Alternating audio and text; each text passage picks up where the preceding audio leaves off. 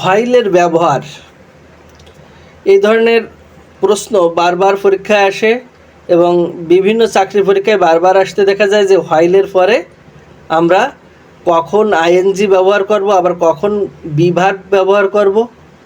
তো এই নিয়ে অনেকে কনফিউশন থাকে।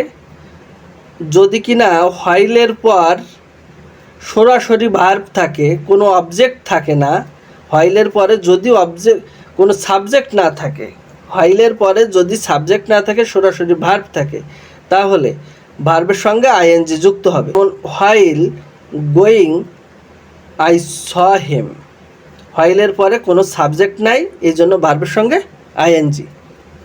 আবার যদি হোয়াইলের পরে সাবজেক্ট থাকে, তাহলে ভার্বের সঙ্গে আইএনজি যুক্ত হবে ঠিকই, কিন্তু তার পূর্বে একটা বি ভার্ব দিতে হবে, অর্থাৎ সাবজেক্টের পর বি ভার্ব, তারপর মূল ভার্বের সঙ্গে আইএনজি।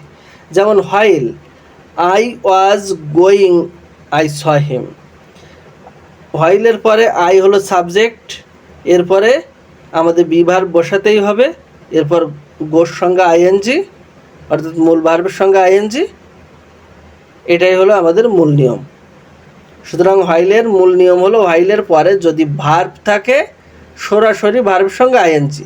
আর হোয়াইলের পরে যদি কিনা সাবজেক্ট থাকে, তাহলে সাবজেক্টের পরে অবশ্যই বি ভার্ব দিয়ে তারপর মূল ভার্বের সাথে আইএনজি যুক্ত করতে হবে।